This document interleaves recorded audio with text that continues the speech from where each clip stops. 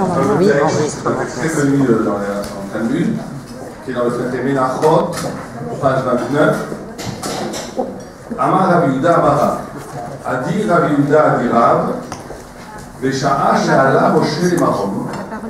Quand Moshe Rabbeinu Moïse est monté au ciel, Matzoro le Akadosh Baruch Hu sheyoshev vekosher ktarim leotiota. Il a vu qu'il a rencontré Dieu qui était assis. Chaque mot ici a un poids. Je peux te dire qu'on voit l'image de Dieu assise, n'est pas le fait de la même chose que dire qu'il est debout. Vekosher ktarim. Et vous savez que quand vous ouvrez un Sefer Torah à la synagogue, sur le parchemin, vous avez l'écriture manuscrite, écrite à la main, et sur les lettres, il y a ce qu'on appelle les tagim, là où le Talmud appelle les tarim, les couronnes, qui sont à première vue vides de sens, vides de tonalité, ce ne sont pas des voyelles, qui sont sur les lettres, sur certaines lettres de la Torah, et qui sont comme des couronnes de chaque lettre. Et donc, Rabbi Moshe Moïse rencontre donc Dieu, en tout cas l'image de Dieu, parce qu'on ne voit jamais vraiment Dieu lui-même, et il voit que il y a cette histoire de nœuds. Il fait des nœuds, comme des couronnes, sur les lettres. Là aussi, il va falloir se demander quelle est la signification du nœud. Ama, il a dit les fanables devant lui. Ribono shel olam, Dieu du monde. Mi me'akev al yadecha. Qu'est-ce qui t'empêche? Qu'est-ce qui t'empêche? Pourquoi est-ce que tu fais ces couronnes? Comme si ici il y avait un empêchement. Là aussi, il faut expliquer qu'est-ce que ça veut dire. Qu'est-ce qui t'empêche? Donc ça veut dire que Moïse ne comprenait pas la signification de la nécessité de l'inscription de ces couronnes sur les lettres. Et Dieu lui répond, Amarle, Adam, Echad, un homme, plus tard, chez Atid, dans le futur, Liot, Besov, Kamadorot, qui sera dans plusieurs générations, et Akiva ben Yosef, c'est le fameux Rabbi Akiva ben Yosef, Shmo, chez Atid, l'Hydroche, Al-Kol, Kot, Bekot, sur chaque petit trait de ces couronnes-là, des milliers, talim et talim, chez Alachot, des milliers d'Alachot, des milliers de lois. Ces couronnes qui sont vides de sens quand Moïse monte au ciel sont riches de milliers de lois thoraïques qui seront interprétées plus tard par Rabbi Akiva. Amar Lefana, le dialogue avec Dieu continue. Il lui dit, Ribono shel olam, maître du monde, je veux le voir, et nous, lui, je veux voir cet homme. Amarle, Chazor lachaorecha. Retour de toi, là aussi,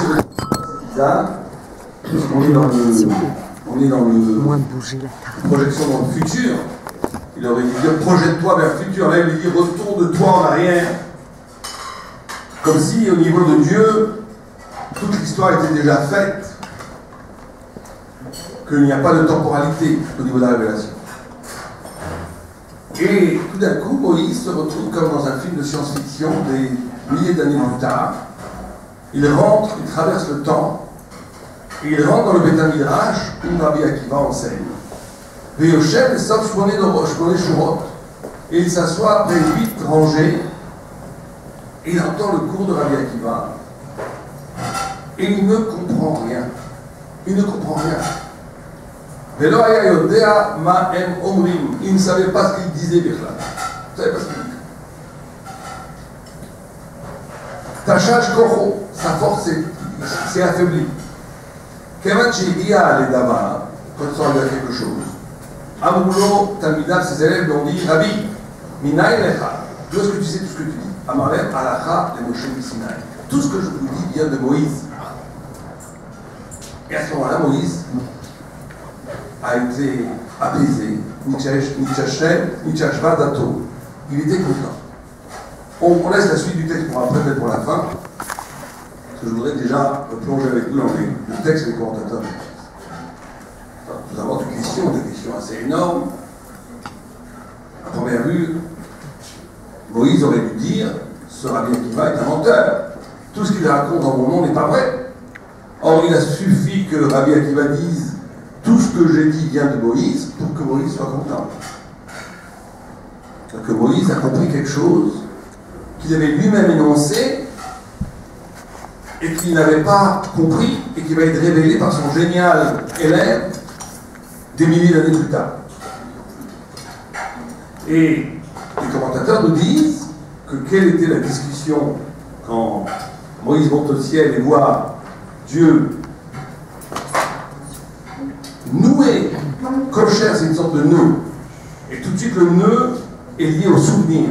Dit le Maharsha, ici un des commentateurs, que tout le problème, d'emblée, c'est extraordinairement actuel par rapport à l'intitulé, à la thématique de ce soir, c'est qu'il y a un péril dans tout texte, que le texte est voué à disparaître. Et un texte ne serait texte que s'il a la capacité de résister au temps.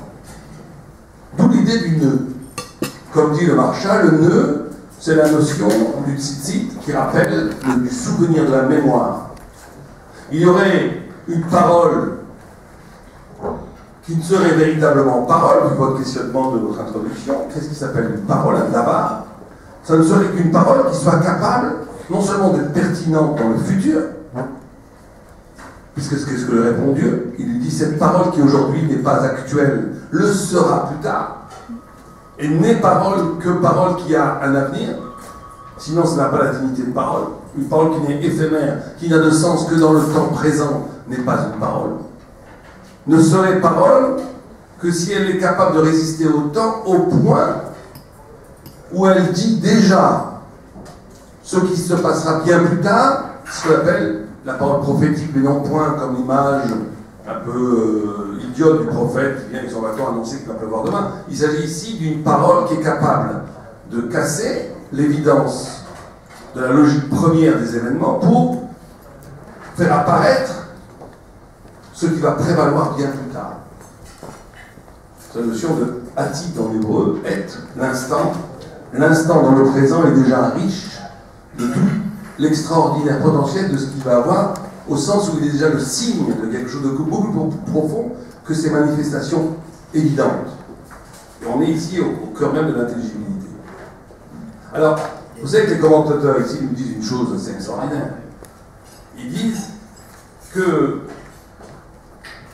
et moi je n'aurais jamais pensé à ça, je pense, que la notion du rapport au texte, d'un point de vue anthropomorphique, c'est-à-dire d'un point de vue de quel genre d'humanité on est en train de bâtir, est essentielle à la notion de l'humanité.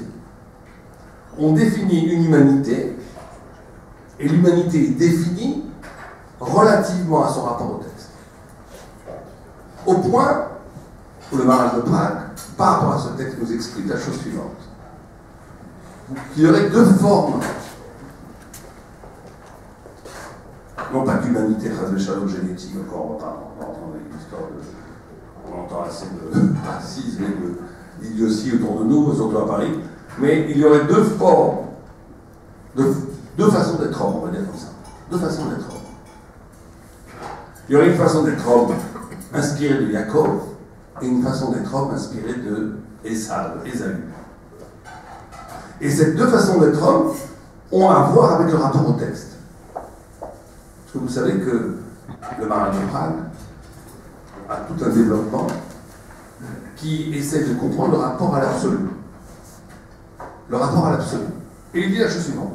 Il dit que, une chose qui ferait presque frémir, que plus quelqu'un sait que la différence qu'il va y avoir, c'est que Isaac, qui est le père des deux, de Yaakov et de Ésaü, va avoir une phrase terrible où il va dire si Dieu est tout, si Dieu est l'absolu, donc moi je ne suis rien. Et si je ne suis rien, fait ça l'absolu, et si tout ce qui est nécessaire existe, et comme il n'y a que Dieu qui existe vraiment, je ne suis plus nécessaire. Et donc une façon existentielle d'exister qui est où la nécessité c'est plus moi, c'est plus l'homme. La nécessité se loge, la nécessité ou l'absolu ou la vérité, se loge dans un espace qui me dépasse totalement et avec lequel je suis confronté, qui s'appelle la révélation. Ésaü va avoir pratiquement le même raisonnement. Il va dire, si tout ce qui existe, tout ce qui est nécessaire existe, et que j'existe, je ne peux pas cogito sum, si j'existe, j'existe. Or cette existence fait que je suis donc absolu, et donc je suis donc nécessaire. Et tout ce qui va être contre moi va être éliminé. Et le Maharal, dans cette phrase, dans ce détournement de la phrase de Yitzhak, met toute l'histoire de l'Occident en disant que l'Occident va être caractérisé par ce phénomène où le lieu de l'absolu va être l'humain. Et il développe cette idée en disant, si le lieu de l'absolu est humain, il y aura automatiquement une sécularisation du texte. Et si le texte est le lieu de l'absolu, il y aura automatiquement une humilité et une façon relative de voir l'humain. On est donc face ici à deux façons d'appréhender le rapport non seulement à la vérité, au texte. Est-ce que le lieu de l'absolu, c'est la transcendance, c'est la vérité, c'est quelque chose qui m'est donné au-delà des catégories humaines, et l'homme est là pour chasser la lumière, pour essayer de comprendre par rapport à quelque chose qui est là en soi? Ou est-ce qu'en réalité la parole n'est là que pour accommoder, réaffirmer, reproduire, historiquement, politiquement, économiquement, la toute-puissance humaine sur la planète? Alors sans vouloir faire de polémique trop brutale et trop frontale dans les Michel Zabi, mais je pense que nous arrivons aujourd'hui à un phénomène extraordinaire. C'est que la multiplication effarante de la parole, le fait que sur Internet, on a un flux continuel de commentaires sur commentaires, qui était pendant les siècles le fait des Juifs. Vous savez que les Juifs ont toujours travaillé comme ça. La Mishnah dit quelque chose, la Gemara commente la Mishnah. La Gemara commente la Mishnah, les Rishonim commentent la Gemara. Quand les Rishonim ont commenté la Gemara, les Acharonim premiers commentent les Rishonim. Et les Acharonim commentent les Acharonim. Pour ceux qui comprennent les mots que je dis en hébreu, ce sont des époques où il y a commentaire sur commentaire sur commentaire sur commentaire. Au point où, quand on ouvre un des livres fondateurs du judaïsme qui s'appelle Shulchan Aruch, vous avez des textes entrecroisés, enchevêtrés, Shulchan Aruch, qui dit le Taz de Magen Avraham. C'est extraordinaire, c'est un enchevêtrement qui traverse les siècles, des paroles qui s'entrecroisent. Et pourtant, je dirais ici une thèse, que nous sommes arrivés aujourd'hui à quelque chose presque de messianique, au sens où on a une sorte de reproduction, d'identité, de ressemblance entre la parole talmudique et la parole universelle médiatique, qui passe par Internet principalement, le flux, mais qui est en vérité l'extrême opposé. Cette ressemblance renvoie à un extrême opposé. Et je voudrais, je prends encore quelques minutes pour expliquer, pour commencer d'abord, je vais laisser aussi Michel parler, mais les deux ou trois concepts qui font cette différence fondamentale. C'est que le rapport à la parole a été, pour le peuple d'Israël, peut-être la chose la plus importante, au point où Am Israël est appelé le peuple de la parole, le peuple du texte, celui qui a amené le texte au monde, le texte biblique, le texte talmudique, le texte judaïque, qui a transfiguré l'histoire de l'humanité. Tout le monde est d'accord que s'il n'y avait pas eu la Bible dans l'humanité, on aurait une humanité totalement différente aujourd'hui. Par ses influences, par le message extraordinaire qu'il a porté, sans judaïsme, sans Bible, il n'y aurait pas de christianisme, il n'y aurait pas d'islam, il n'y aurait pas de marxisme, il n'y aurait pas de froidisme, il n'y aurait pas. Et donc l'humanité aurait un message totalement différent. Il y a donc véritablement une influence massive et décisive du texte sur l'humanité. Mais ce qui est intéressant, c'est qu'il y a un texte fondamental qui parle de cette notion de parole, et qui dit que quand un enfant est dans le ventre de sa mère, il étudie toute la Torah, il connaît toute la Torah. Et quand il naît, un ange lui donne un coup sur la bouche et lui fait oublier toute la Torah. Et quand il grandit, après il se doit de retrouver ce qu'il savait. La fameuse réminiscence. Mais ce n'est pas c'est pas exactement la même chose que Socrate, mais il y a des ressemblances, bien entendu. Et le Maharal de Prague pose une question extraordinaire. Il dit, comment ça se fait que l'ange donne un coup sur la bouche? Pourquoi la bouche? Pour faire oublier la Torah, il donne un coup sur la bouche. Et les réponses, comme d'habitude, extrêmement lumineuses de Maharal de Prague. Il dit parce que c'est l'accès à la parole, l'accès au texte, l'accès au verbe, l'accès à la parole, qui engendre l'oubli de la Torah. Tout d'un coup, le peuple de la parole, le peuple qui glorifie le sens parlé, devient celui qui dit, dans le même corpus talmudique, que c'est au contraire l'accès à la parole qui est la cause même de l'oubli de l'essence de la parole. Pourquoi? Parce que la parole, elle est double. Chaque parole, et c'est là où on va commencer à toucher un petit peu au cœur du problème, la parole, toute vraie parole est double. Elle dit, et elle dit aussi autre chose. Une vraie parole est une parole qui est habitée par le double. Et un des côtés de la parole est toujours référentiel. On passe à côté de la chose, puisqu'on est obligé d'être un mot sur la chose. Il y a les très grands sages d'Israël qui, à un moment donné, enseignent à leurs élèves la vérité dans le silence, par le regard, par des fois un geste, par une absence de parole. La parole couvre, révèle et couvre en même temps parce qu'elle remplace l'apparition de la vérité par des mots. Elle habille, elle décrit, elle superpose toute une architecture de signes pour parler des choses. Et le Talmud nous dit, n'est vraie parole que celui qui est capable de se relier à une parole qui est plus originelle que la chose.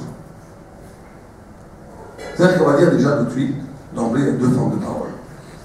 Il y a une parole qui décrit le monde, et une parole qui rejoint la parole originelle avec le monde avec laquelle le monde a été créé. Parce que vous savez qu'en hébreu, davar, qui veut dire parole, c'est en même temps davar, la chose. Dieu a créé le monde avec la parole. Chaque chose dans le monde a en amont une voyelle, un souffle, une couleur poétique, divine, qui fait que cette chose a lieu, qu'elle existe. Et il y a deux formes de parole. Il y a une parole qui ne va dire, qui va décrire, qui va re-articuler au niveau du langage symbolique les choses telles qu'elles sont. Et il y a une parole qui va dire, il y a autre chose qui se passe. Il y a Abraham Avinu, quand Lot, son beau-frère, a été kidnappé par les Cadrois, il a fait la guerre, il y aurait un journaliste moins intelligent que Michel Lévy à l'époque, il aurait dit, c'est une question de pétrole, c'est une question d'intérêt, de conflit, 4 rois contre 5 rois, je fais allusion au passage biblique, où Abraham fait la guerre pour sauver Lot, son beau-frère, qui a été kidnappé par des forces régionales. Il y aurait eu un journaliste de Libération du Monde, et encore une fois, je ne dis pas des journalistes juifs qui sont par définition plus intelligents, puisqu'ils sont alimentés par le Talmud, et donc il aurait compris l'histoire au niveau du contexte. Or, le texte dit tout de suite, à l'époque, ce dont il s'agissait, Lot étant l'ancêtre du Messie, du roi David. Cette guerre avait une portée complètement prophétique, qui n'avait aucun rapport avec l'évidence de ce qui se passait. Et c'est ça, par rapport au même événement, il peut y avoir une interprétation locale, qui a l'apparence du raisonnable, l'apparence du rationnel, l'apparence de coller avec ce qui se passe maintenant, mais qui est complètement périssable. D'où l'idée des nœuds. Une parole qui, je suis toujours très étonné, et chaque fois presque fasciné, de voir des journalistes qui vont parler 1 heure avant l'élection de qu'est-ce que va être l'élection. J'ai envie de leur dire, mais messieurs, allez prendre faire une sieste, dans 1 heure, vous aurez les résultats. C'est incroyable ce déluge de paroles à propos de choses qu'on va savoir dans 5 minutes. C'est incroyable. Et donc des paroles qui n'auront plus aucun sens dans 1 heure, puisqu'on saura le résultat. Donc une parole qui n'a aucune pérennité. Donc vous savez, aujourd'hui, dans l'Internet, est le summum de cela, puisque la parole n'est même plus suffisante à elle-même, il y a une sorte d'hybride, d'effet hybride, où on mélange parole, le champ symbolique du texte, le champ symbolique de l'image, au point où même le champ symbolique du son, c'est-à-dire qu'un texte est tellement anodin qu'il faut l'agrémenter aussi avec des images, aussi avec du son, une sorte de rapport hybride au texte, qui décrédibilise complètement le texte. C'est comme si on réduisait toute l'humanité au niveau de l'enfance, comme si on retournait tous à la bande dessinée universelle. Il n'y a plus de vrai rapport au texte. Or, dans le judaïsme, et c'est pour ça que je disais au début qu'il y a une ressemblance, c'est vrai qu'aujourd'hui, avec l'effet Internet, des mots-clés, vous avez une sorte de chaîne de correspondance infinie. Vous ouvrez un sujet, vous avez un autre sujet, 2 sujets, 3 sujets, 10 sujets, 100 sujets. 1000 sujets, c'est infini. C'est la bibliothèque universelle rêvée par Borges s'actualise complètement. Mais d'un autre côté, on perd le vrai rapport au texte. Et j'en parlerai, je vais laisser un peu la parole à Michel. Donc qu'est-ce qui va donc différencier? Qu'est-ce qui fait que le judaïsme, et sauf quand je parle du judaïsme talmudique, le Talmud, a su, pendant des siècles, accorder une liberté interprétative généralisée. Comme aujourd'hui, vous savez, sur Internet, tout le monde est devenu, vous avez dit, tout le monde est devenu un média, je dirais tout le monde est devenu un auteur. Il n'y a plus de hiérarchie d'auteur. Avant, quelqu'un était auteur, ça passait des filtres de crédibilité, des filtres de compétences. Il fallait les éditer par des grandes maisons d'édition, c'était pas n'importe qui avait droit au chapitre. Aujourd'hui, tout le monde a droit au chapitre. Au point qu'il y a une sorte de... La parole est discréditée pratiquement totalement. Mais d'autres diront, c'est merveilleux parce que c'est la démocratie, la parole à tous, c'est vrai, les deux sont vrais. Mais ce qui m'intéresse, c'est que dans la tradition judaïque, il y a toujours eu cette capacité de favoriser, de pousser l'interprétation de chacun pratiquement.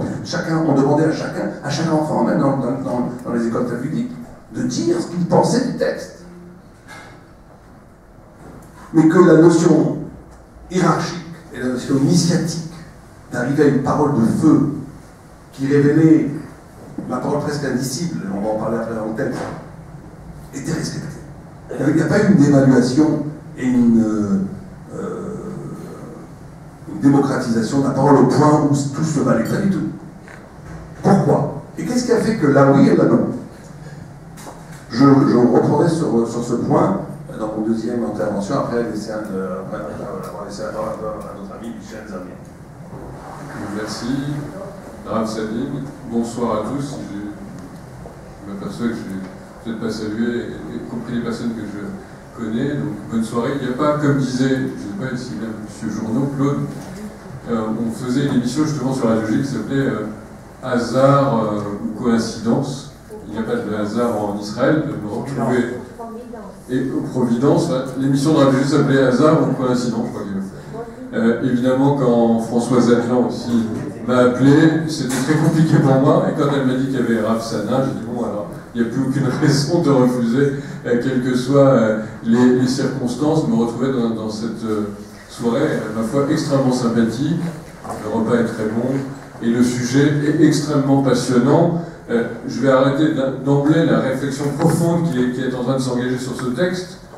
D'ailleurs, j'ai bien suivi les recommandations que j'avais entendues sur Radio J, publicité, où il fallait justement lire ce texte de Menachot, page 29b. Alors, c'est vrai que le débat ce soir est bien engagé, de façon très profonde, sur une lecture talmudique, et c'est ça, je crois, l'intérêt aujourd'hui et l'originalité de notre rencontre ce soir. C'est le repas, c'est le goût. C'est le goût aussi pour le débat, et le débat, évidemment, il est toujours lié aujourd'hui à la médiatisation qui est, comme on vient de le répéter avec Françoise Atlan ou Rav Sadine, tout azimut, dans tous les sens, flot d'informations, avec des réseaux maintenant qu'on ne peut pratiquement plus contrôler. On en est ce soir au plan de l'actualité, hein, très prosaïque. Avoir un ministre de l'Intérieur, il a sans doute raison, essayer de contrôler, y compris ce qui se passe sur Internet. Vous avez compris dans quelle direction il va, pas seulement pour les histoires de celui qu'on ne nomme plus l'antisémite, mais également pour les affaires de terrorisme, de djihadisme sur Internet qui fleurissent beaucoup. Alors, c'est vrai que c'est passionnant ce débat, parce que moi j'ai coutume, en l'occurrence sur Radio J, notamment quand l'émission arrive le vendredi, une émission qui est régulière, de dire maintenant, nous allons poser une question sur l'actualité éternelle du peuple juif. Et donc j'appelle ça un petit mot sur la paracha qui s'annonce, sur le passage évidemment de lecture hebdomadaire de la Torah, qui me paraît évidemment cette parole, comme le disait Rav Sadine à l'instant, un texte qui n'est sûrement pas voué à disparaître, qui n'est pas le texte de l'éphémère, qui n'est pas le texte de l'évanescence, de ce qui va se perdre en quelques instants, mais qui aura en effet cette pertinence pour le présent et pour le futur. Alors, c'est vrai que, et à juste titre, je crois que les médias en général sont attaqués parce qu'ils sont le vecteur le plus évident tout de suite de ce qui se passe, de ce qui est transmis, de ce qui est retransmis aujourd'hui dans cette actualité qui s'installe. Et je vais me permettre d'être audacieux ce soir, à côté d'un certain nombre d'entre vous qui êtes des hommes de Torah ou des femmes de Torah, et surtout que de Rav Sadine. Je crois que la paracha de la semaine dernière, tout simplement, celle de Yitro, vous le savez, annonçait la révélation sur le mont Sinaï du texte de la Torah, des 10 paroles. Et il y a toujours un verset qui m'a toujours interpellé, parce que pour moi il est un petit peu emblématique et programmatique de ce que peut être, de ce que devrait être, dans une ambition un peu folle, et de mesurer un journaliste, et notamment un journaliste de radio. C'est ce verset qui dit « Aham, Rohim et Akolot ». Et le peuple, donc le sujet est au singulier, le peuple, Rohim, le verbe est au pluriel, ils ont vu, Akolot, les voix, on peut le traduire comme ça. Le peuple, ils ont vu les voix. Évidemment, on peut faire des commentaires infinis sur ce verset qui est extraordinaire, mais moi je le prends de façon presque littérale, et je me l'adresse souvent à moi-même en disant « mais c'est extraordinaire ». C'est-à-dire qu'il y a un peuple réuni, en même temps ils sont pluriels, c'est-à-dire qu'ils sont aussi singuliers, ils s'agrègent ensemble pour entendre, en tous les cas voir plus exactement, le verbe voir, alors qu'ils devraient entendre plus précisément, ils voient des voix, ce qu'on devrait entendre. Et je me dis que souvent, finalement, celui qui réussit dans cette formulation, surtout quand on fait de la radio, à faire en sorte que sa voix soit vue et même plus entendue, eh bien, il se met presque au niveau, disons, il se met, et on sait que nous étions tous présents à l'époque de la révélation du Mont Sinaï, et donc des 10 paroles fondamentales, ces 10 paroles évidemment de vie, qui aujourd'hui continuent à nous insuffler cette force, cette énergie, et cette façon d'être dans le rapport à la vie et au texte. Et c'est un peu ça, finalement, si je fais un commentaire, on m'a totalement improvisé, pardonnez-moi pour cette fois-ci, l'inculture sur les textes d'Agmara, mais quand on parle on vient de le lire, vous l'avez traduit magnifiquement, sur les couronnes que Dieu est en train de dessiner sur le texte, et ça, c'est un peu, finalement, et là je fais un plaidoyer pro-domo quand on fait de la radio, c'est un peu comme, finalement, les inflexions des voix, comme dirait Verlaine, les inflexions des voix chères qui se sont tues et qui donnent au texte, à la parole, peut-être quelque chose qu'ils ne pourraient pas avoir s'ils étaient purement un assemblage de mots, une grammaire finalement sans âme et sans souffle. Et c'est vrai qu'il y a aussi dans la voix, et ce n'est pas hasard, me semble-t-il, si sur le Mont Sinaï on a vu des voix plutôt qu'on les a entendues, qu'on a vu des voix plutôt qu'on a lu des paroles écrites. Et c'est assez extraordinaire de se dire que peut-être il y a un rapport aujourd'hui entre notre sujet, c'est-à-dire la nécessité d'approcher au plus près d'une parole vraie, d'approcher toujours dans un idéal souvent inatteignable, de cette voix qui est aujourd'hui d'une voix d'un brouhaha absolu. On est, comme vous le disiez, dans l'inverse, dans un tonnerre, un grondement, dans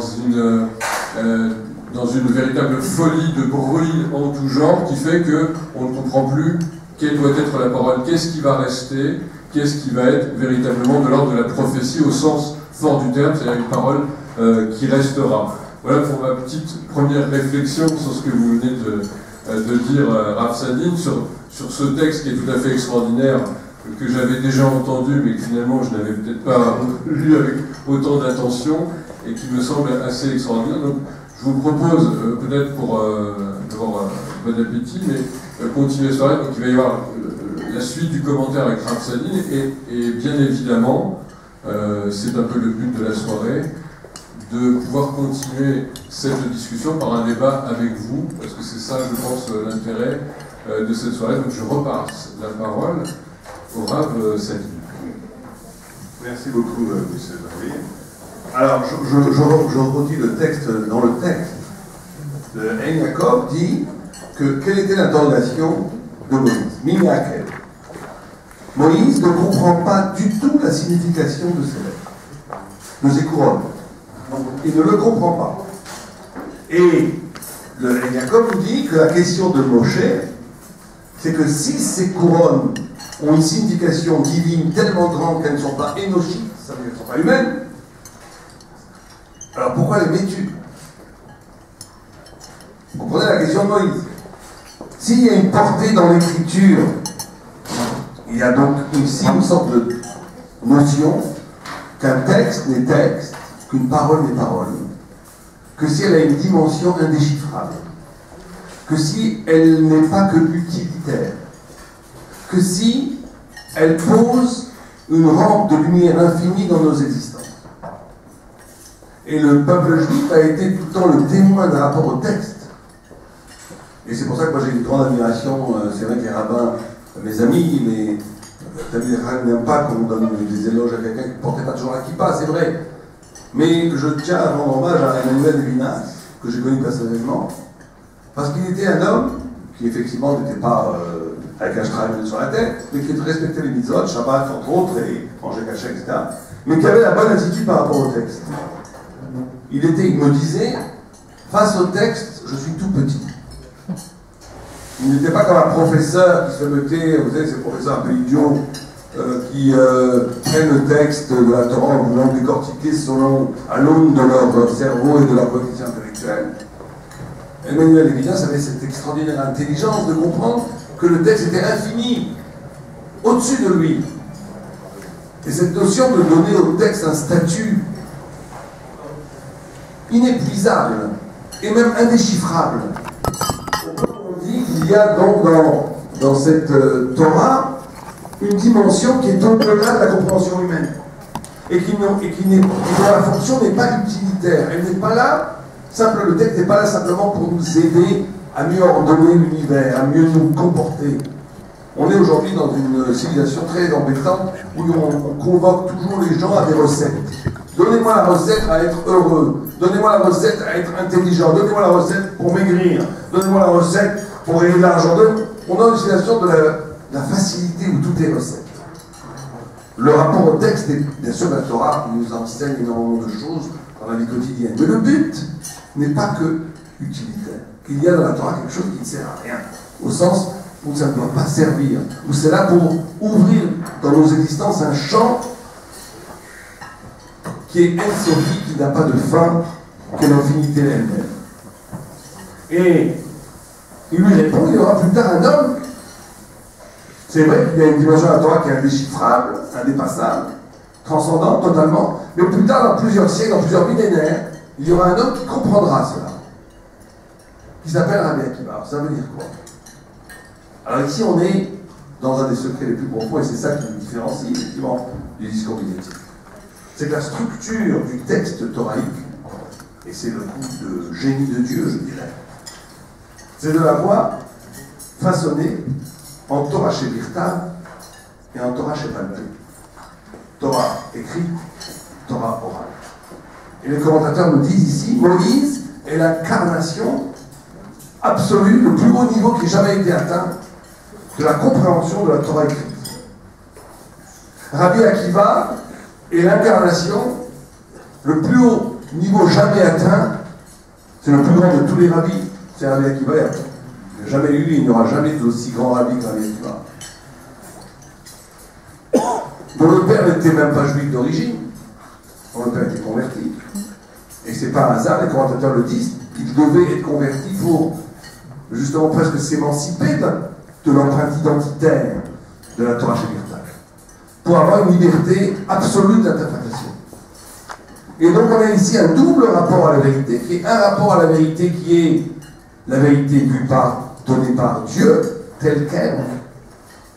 Et Moïse est le reflet absolu de cette intelligence divine sur terre. Et on a une autre forme d'intelligibilité qui est inscrite dans la textualité juive, dans le texte, qui s'appelle la Torah Shebalpé. La Torah orale, qui n'est pas juste une tradition comme on lit le texte, qui est la capacité infinie de renouveler le sens à partir de l'initiation, bien entendu. Je ne sais pas chacun dit ce qu'il pense. Il y a une initiation talmudique, ça prend 20 ans pour savoir étudier une Gemara. À peu près. Pour vraiment savoir l'ordre, il faut prendre 20 ans. Et après, au bout de 20 ans, on peut commencer à dire des pshatim, à dire des choses intéressantes. Mais ça devient quelque chose de nouveau, de radicalement nouveau. Et cette double structure est extraordinaire. Parce qu'il y a, s'il n'y avait que la Torah Shemirta, s'il n'y avait que la Torah écrite, on tomberait forcément dans une sorte de dogmatisme. On ne serait que des répétiteurs de ce que Dieu a dit. S'il n'y avait que la Torah orale, on serait exactement dans la parole médiatique ou littéraire. C'est-à-dire où l'homme, à partir de sa propre production intellectuelle, essaye de retrouver le feu divin. Enfin, ça c'est pour les termes, c'est médiatique, non. Mais on va dire, essaye de retrouver à travers l'expérience de la parole, de la création littéraire, de la création de l'écriture, à partir de lui-même, essaye de retrouver ce feu de vérité. La structure thoraïque est d'avoir su mettre face à face un texte inébranlable, inextinguable, absolu, qu'on ne peut jamais changer, qui est là, comme la parole de Dieu vivant, qui est éternelle, qui est la Torah écrite. Mais pour ne pas aliéner l'homme face à cette parole immuable, qui est la Torah écrite, on a donné la Torah orale, qui permet une réactualisation totale, profonde, de génération en génération, chaque génération ayant une qualité, une couleur poétique qui lui étant propre pour appréhender, pour comprendre le Verbe divin, et qui va produire lui-même une vérité qui a peut-être un statut supérieur à la vérité émise à l'origine par Dieu. C'est cette audace qui est formulée par Talmud comme maintes reprises, où des fois Rabbi Eliezer se bat contre tous les rabbinim pour une halakha dans la Gemara par Mitzia 59b. Et tous les rabbins disent t'as tort, et lui dit si j'ai raison, que Dieu vienne et dise que j'ai raison après avoir fait des miracles. Et eux lui disent, et Dieu dit Malachem et Rabbi Eliezer, Shalachak Amoto, que le Chol Dava, c'est lui qui a raison. Et lui et les rabbinim se lèvent, disent l'homme est Shamaïm, il attend aller par le ciel. On va d'après la majorité, c'est nous qui décidons ici. Texte incroyable. Alors que Dieu a dit c'est Rabbi Eliezer qui a raison. Ça c'est un Torah Shebalpé. C'est-à-dire que la vérité se nourrit de cette dualité, de cette rencontre entre Dieu et l'homme, et le texte lui-même est bâti autour de cette dualité.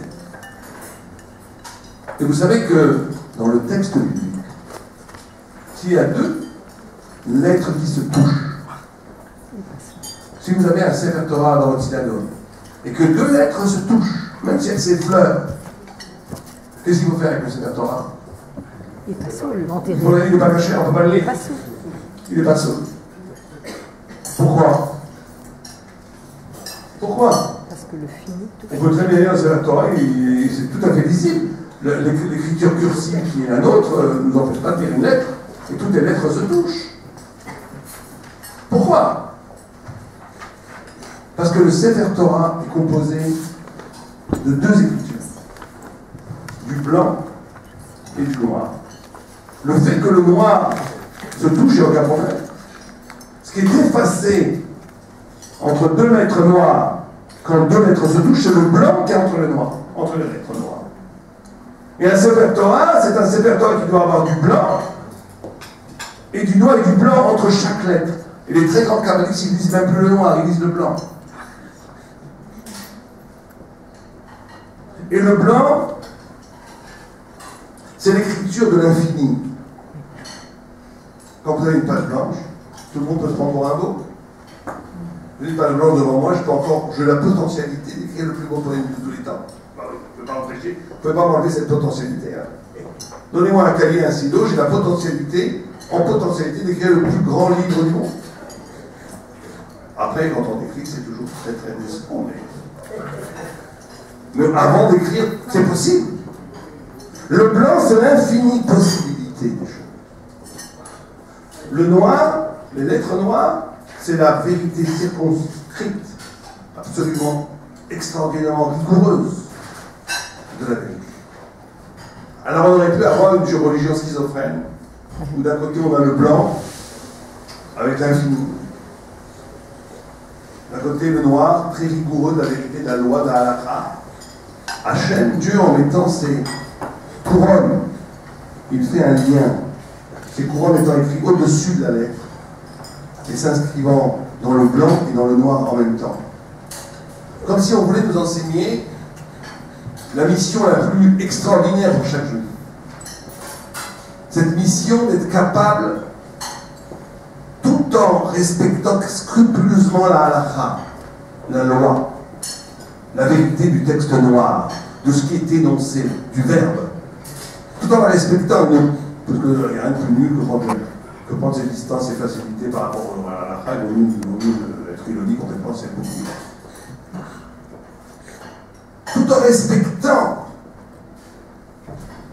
pas juste en respectant, en comprenant la logique fulgurante de la halakha, la logique vertigineuse, la profondeur incroyable des lettres noires, l'exactitude, la maîtrise du sens, mais ne jamais faire que le sens n'est que le sens, que ce qui est énoncé est limité à son énoncé. Il faut que cette vérité tout à fait cernée comme une lettre, elle soit alimentée par les couronnes de l'infini du blanc. Voilà tout le judaïsme.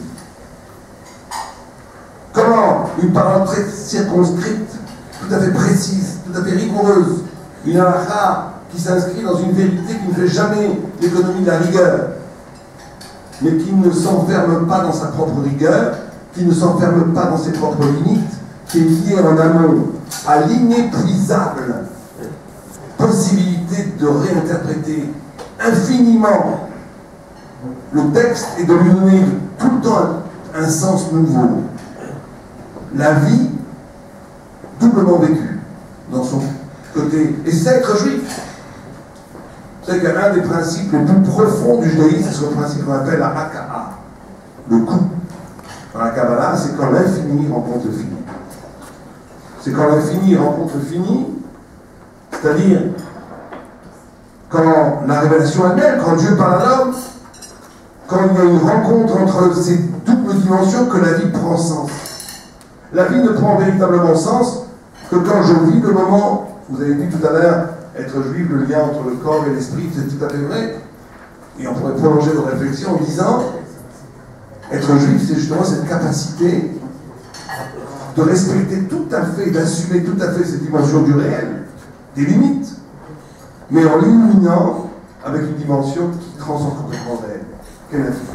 Et quand on a les deux en même temps, au même instant, et c'est cette notion de même instant du double, qu'on appelle le kafoul, du double dans la Torah, de vivre au même instant un moment tout à fait particulier, on vit actuellement un repas ensemble, on partage des idées ensemble, mais ce partage et ce moment n'a de sens que si en même temps il est aussi une dimension d'éternité. Il possède aussi une dimension d'éternité. Les deux en même temps. Et c'est ce que dit le texte ici. Si je lis le texte dedans, il dit, c'est ça, on reprend dans le texte avec cette compréhension. Il lui dit Amara Biuda Amara, au moment où est monté Moïse dans les cieux, il a vu Dieu qui est attaché, rendre ce texte actuel, éternel, projeté dans le futur. Des couronnes au-dessus des lettres pour faire ce lien entre l'infini et le fini. Et à ce moment, il lui dit Miniaken, qu'est-ce qui t'empêche? Pourquoi est-ce que tu ne te suffis pas de toi-même, Kébichol? Pourquoi tu ne te suffis pas d'une vérité qui serait exclusivement divine?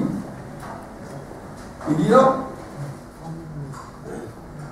Comme si, vous savez que un des secrets les plus profonds d'un Torah, comme si une vérité, vous savez qu'il y a un pasouk qui dit que quand Dieu a voulu un midrash qui explique le pasouk, quand Dieu a voulu donner la vérité aux hommes, les anges se sont révoltés. Ils ont dit, pourquoi est-ce que tu donnes la vérité aux hommes? Lama t'a mévasé, pourquoi est-ce que tu méprises ton sceptre de roi, qui est la vérité? Et la vérité elle-même n'a pas voulu aller vers les hommes. Et le mirage nous dit que Dieu a pris la vérité, il l'a jeté sur terre. Il l'a jeté sur terre. Et il a dit, Emet mi'eretz tismar. Emet mi'eretz tismar. Que la vérité croît de la terre. Or, quand on écrit ce texte, amusez-vous de le faire chez vous, je peux le faire ici très rapidement. Quand on écrit ce texte ici, Emet mi'eretz tismar, vous allez avoir quelque chose d'incroyable. Regardez, si j'ai ce texte, si je vous l'ai écrit en hébreu, vous avez Emet. Emet mi'eretz tismar, il est comme multiplier le passage. Aleph même temps, il peut se lire de gauche à droite et de bas en haut. Emet mi'eretz tismar. Il est comme un cube qui se multiplie. Comme si on voulait nous dire que quand la vérité était au ciel, quand il n'y a que cette Torah, ce corpus textuel qui est la Torah écrite, et quand il n'y a que cela, alors la vérité ne dit que la vérité. Quand la vérité est jetée sur terre, elle dit non seulement la vérité, mais elle va dire aussi la vérité du mensonge. Elle va illuminer les ténèbres, elle va donc se multiplier, comme l'idée de graines qu'on jette sur la terre.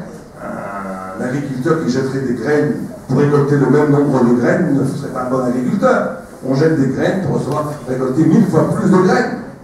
Une vérité qui va investir le réel et qui va expliquer, qui va rentrer dans les ténèbres et qui va illuminer les ténèbres, va être une vérité qui va s'enrichir à l'infini.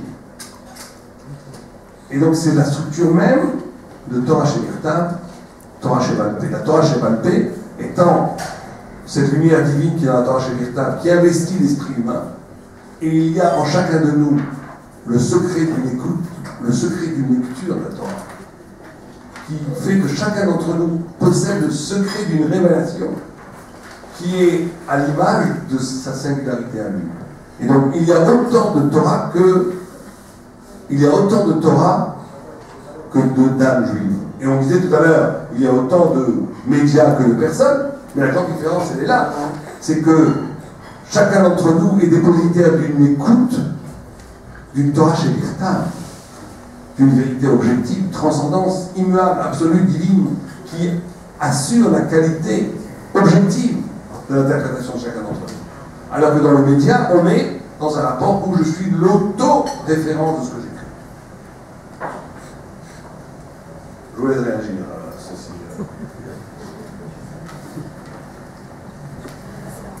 On va d'emblée, si vous voulez bien, parce que c'est assez dense ce que vient de dire le Rav Saline.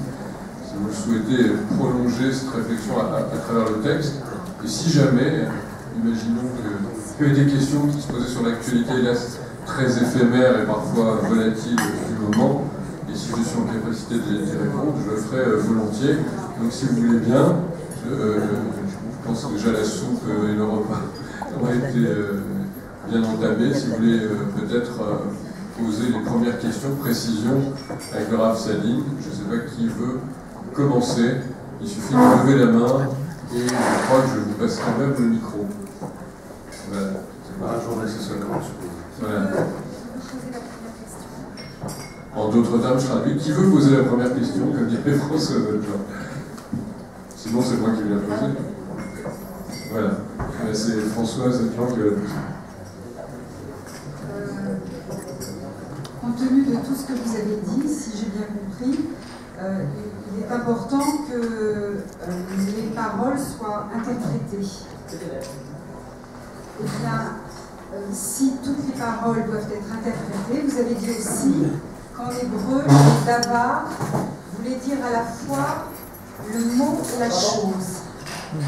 Et à partir du moment où on utilise le même mot pour le mot et la chose, comment pouvez-vous parler d'interprétation? C'est précisément parce qu'il y a ce décalage entre la chose et la conscience. En point, on pourrait dire que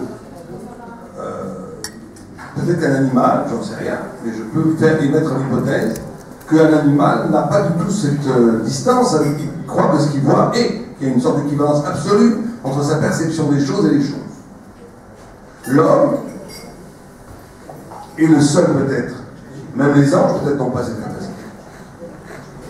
Vous savez qu'on pose la question dans le Talmud, comment se fait-il que l'homme pense et que les animaux ne pensent pas? Et l'une des réponses qui est donnée par un des intervenants, c'est de dire l'homme pense parce qu'il est frappé par la lumière divine. C'est pas parce que l'homme pense qu'il est spirituel, c'est parce qu'il est spirituel qu'il pense. Le fait qu'il est frappé, que dans son ontologie, dans son essence même, il est concerné par quelque chose qui n'est pas lui-même, il est interpellé par la révélation, va lui permettre de développer une conscience, de s'arracher à la matière. De développer une... Et on a conscience, avant tout, n'est conscience, que si elle prend conscience qu'elle est justement en distance avec ce qu'elle essaie d'appréhender, et qu'elle cherche... Non, ça c'est au niveau de Dieu. D'abord, quand Dieu crée, il y a une parole ontologique essentielle qui supporte et qui est à la source de toute réalité. Avant tout, le monde des paroles. Chez nous, on essaie, et la parole, elle essaie de rejoindre cette parole originelle qui a créé la chose. Comme j'ai dit au début, il y a une parole qui n'est que descriptive, il y a une parole qui essaie de rejoindre dans son événement de parole la parole qui a créé la chose, à l'origine des choses. Les très grandes sadikim, on y croit pas. Quand ils font des miracles, ce n'est rien d'autre que cela. Le miracle, c'est cette capacité de ne pas être esclave de l'événement, mais de renouer avec l'origine même de l'événement, l'origine du verbe divin qui a créé l'événement, et donc de pouvoir modifier la réalité. Et ce davar, c'est ça. C'est la parole qu'il y a en chaque chose. Il n'y a pas une identité absolue entre l'événement matériel et la parole, au contraire. Ça veut dire que s'il y a l'origine même, ce qui constitue le fondement de tout événement et de toute réalité, c'est une parole. On va passer à Bernard Cassel.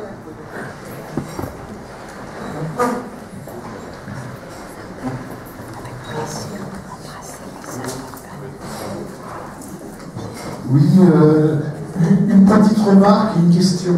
La remarque, je crois que Rachi, le célèbre commentateur français du Moyen-Âge, nous adresse un petit clin d'œil, puisqu'on voit dans ses clauses, lorsque Rabbi Akiva, lorsque l'élève de Rabbi Akiva pose la question à Moshe, il est marqué chez Ikia le Davar, on traite de la parole, et Rachi interprète Tsarir Ta'am. Donc lorsqu'on aborde la question de la parole, alors là on a besoin du centre Ta'am pour débattre. Ça c'est le clin d'œil de Rachi.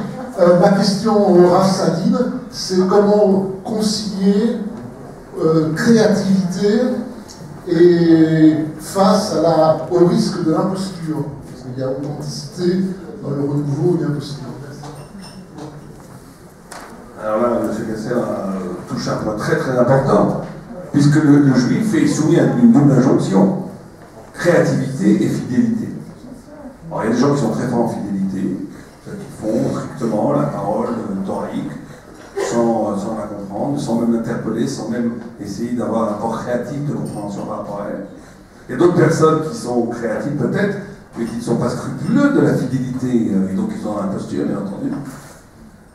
Et donc c'est la possibilité, à mon sens, et c'est au sens de nos sages, de pouvoir conjuguer ces deux dimensions fondamentales dans le judaïsme, de fidélité et de créativité. C'est justement quand dans la créativité elle-même, je réaffirme ma fidélité. C'est-à-dire que le but, et c'est encore une fois quand on parle de la parole médiatique et de la parole thoraïque, bon, c'est pour ça que j'ai commencé mon intervention avec cette idée, où est le centre de gravité de mon existence? Est-ce que c'est une question que tout le monde devrait se poser? Est-ce que c'est moi-même? Ou est-ce que le centre de gravité de mon existence n'est pas moi-même? Certains diront la vérité, certains diront la Torah, certains diront Dieu. C'est quelque chose qui n'est pas lié à moi. Le moi ne m'intéresse pas énormément. Quand on est dans cette politique, donc c'est en amont, or ce qui est demandé au Talmid Chacham, à celui qui étudie la Torah, aux Juifs, c'est tout le temps de se. Vous savez que Yaakov, un des mots de Juif, c'est Yud Kov. Yud, c'est la future, Kov, c'est la mort. Être juif, c'est de donner un futur à ce qui est donné pour mort. Ça veut dire être capable de ne pas être dans le corps, dans la malédiction, dans la limite de ce que je suis aujourd'hui. De se situer dans quelque chose qui est bien au-delà de moi-même. Donc quand on est dans cette posture-là, où l'ego n'est plus fondamental dans ma vision de moi-même, où ce qui m'intéresse c'est la vérité elle-même, donc toute ma créativité va être là pour chercher la vérité et non pas pour s'auto-satisfaire de son existence. Donc on est ici dans le rapport très étroit, il écrit Réchit Rochma et Matachem, les sens le début, les sens de l'intelligence et la crainte de Dieu, où effectivement il y a un lien qui est difficilement explicable, qui n'est pas très politiquement correct, si vous préférez. Mais le judaïsme a toujours fait un lien très étroit entre l'intelligence, le savoir et le niveau moral. Quelqu'un qui n'a pas résolu ses problèmes d'ego, ses problèmes de reconnaissance, de regard de l'autre, sera à un moment donné bloqué dans sa recherche de la vérité et tombera très rapidement dans l'imposture. Quelqu'un qui essaie de travailler sur ce qu'on appelle ses midotes, c'est-à-dire sur les traits profonds de son caractère, sera par définition protégé de ce genre d'imposture. Oui, d'autres questions? Oui. Et après, monsieur. D'accord, le micro. C'est-à-dire, là, c'est par rapport à la fin du texte, le destin de Rabbi Akiva qui est atroce. Et Hachem dit c'est mon dessin. Et c'est indépendant de la parole qui a été d'abord transmise par Rocher, puis qui a été développée par Rabbi Akiva. C'est un peu par toujours, et puis moi je fais ce que je voudrais. Alors, on va prendre une autre. On va peut-être regarder la question. C'est la question que vous avez posée? Ça tombe bien. Alors, sinon, elle est importante. Elle est très importante. Oui, on n'a pas lu, on ne voulait pas prendre trop de temps, mais effectivement, la fin du texte est terrible. Puisque Moïse dit à Rabbi Akiva, tu m'as montré son enseignement. Moïse revient vers Dieu et dit à Dieu, tu as un tel homme et tu donnes la Torah à moi, donne-lui la Torah à lui. Et Dieu lui dit, stop, tais-toi, stop, ce qui n'est pas très poli, car Allah la marchavati. Trila, c'est comme ça que c'est monté dans ma tête. Il a dit, tu m'as montré sa Torah, montre-moi sa récompense, il retourne-toi. Et il voit Rabbi Akiva, vous savez, qui était les 10 martyrs, qui avait transgressé l'ordre romain de ne pas enseigner la Torah en public, il a enseigné en public, il a été torturé, il a été découpé en morceaux, et la chair de Rabbi Akiva a été vendue dans les boucheries de Rome, ou les boucheries de ville romaine en Israël. Et Moïse, outré, dit c'est ça sa Torah et c'est ça son mérite. Et Dieu lui dit stop, tais-toi, c'est comme ça que c'est monté dans la pensée. Or, dit tout de suite ici, car Allah me marche à ça fait une correspondance à un autre midrash. Quand Dieu a voulu créer le monde, au début, il a voulu le créer à partir de ce qu'on appelle la midat adin. Ça veut dire la dimension de rigueur, de justice absolue. Quelqu'un faisait une faute, pouf, il brille tomber sur la tête, il mourrait tout de suite. Quelqu'un faisait une mitzvah, tout de suite il recevait un bouquet de fleurs. Allez savoir ce que ça aurait été. Et il a vu que le monde ne pourrait pas tenir, qu'il n'y aurait pas de futur, donc il a chité Fimo Rachamim, il a rajouté de l'amour, de la tendresse, de la compassion, de la patience, pour que le monde puisse avoir un avenir. C'est une très belle définition d'amour. N'est capable d'amour que celui qui est capable de donner un avenir. Quand quelqu'un juge quelqu'un pour ce qu'il est maintenant, qui est comme ça et pas autrement, il ne l'aime pas. Quelqu'un qui aime son prochain ou qui aime sa femme, son mari, c'est quelqu'un qui est capable de donner à l'autre une chance. C'est ça le phénomène de l'amour. Et donc quand tu dis car Allah va marcher c'est que Rabbi Akiva a demandé à vivre au niveau du prémisse de la pensée de Dieu. Il a demandé, je ne veux pas d'amour, Je ne veux pas vivre par le mérite du crédit, de la patience que tu fais, de la rabine. Je veux vivre sous l'épreuve du dîme. Et bien entendu, vous avez posé des questions remarquables. C'est évident qu'il y a un lien entre le statut du texte et cette volonté de vivre dans une dimension très originelle. Très originelle, puisque c'est avant même l'origine du monde. Comme si on voulait nous enseigner que n'arriverait véritablement la faculté de comprendre un texte totalement que celui qui serait capable de chercher non seulement la signification du texte, mais dans un non-dit du texte qui serait pré-originel du texte. Imaginez quelqu'un qui veut comprendre non seulement ce qui est dit par l'auteur, mais ce que l'auteur aurait pu dire qu'il n'a pas pu dire. Et quand l'auteur c'est Dieu, ça nous mène très loin. Ça nous mène peut-être à la mort, mais ça nous mène très loin. Du texte, c'est étonnant quand on sait que Paul Valéry aussi considérait que ce qui s'enseignait à la faculté sur son œuvre était incompréhensible pour lui, il n'avait jamais voulu dire, on s'aperçoit que finalement il avait peut-être lu cette Gemara extraordinaire. Je ne sais pas si vous voulez qu'on continue, qu'on poursuive ce débat sur cette question, oui, François. Oui, bien sûr. Il vous suffit de lever la main et je viendrai vous apporter le micro. Vous verrez. Si vous le souhaitez, hein, bien sûr. Vous ne forcez personne. C'est vrai qu'on a traité fondamentalement la question sur le texte. C'était tout à fait extraordinaire ce commentaire qui m'a passionné du Rav Sadin. On aurait pu prolonger, mais je crois qu'il est déjà assez tard, c'est vrai, sur l'aspect, disons, de l'actualité, sur cette parole éphémère qui est souvent la nôtre. Et je dirais de certaine manière la mienne, d'un point de vue professionnel de ma formation. Mais j'en aurais tiré, à tous les cas, beaucoup d'enseignements ce soir. Alors, en tous les cas, je voulais féliciter bien sûr l'association qui naît aujourd'hui, hein, qui inaugure par ce premier débat de très haut niveau, me semble-t-il, son cycle de conférences, le centre Taham. Je profite pour féliciter de mon côté aussi toute l'organisation, toute l'association, Françoise, la famille Journaux bien évidemment, et tous ceux qui sont venus ici, tous les amis. Je vous souhaite en tous les cas une très belle soirée, une très belle semaine. On peut dire déjà, je crois, Shabbat Shalom. Et n'oubliez pas dimanche, grand colloque. Annoncer les prochaines conférences. Les prochains sujets seront l'inconscient dans la Torah, la théorie du genre, l'addiction au jeu, les problèmes de l'adolescence et que veut dire donner. Donner. Je vais faire une publicité. François Zadin a dit, mais dimanche, ce 26 janvier, vous êtes conviés, il y a un grand débat, hein, et on va parler évidemment des médias, mais cette fois-ci de façon encore plus précise.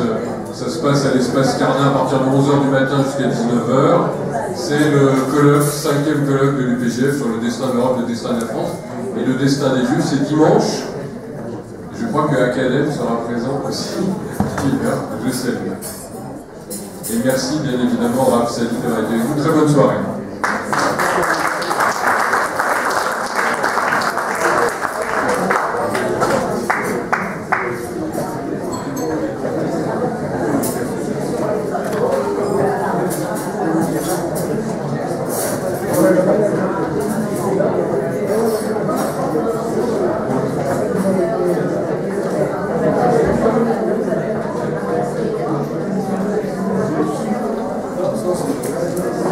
Merci.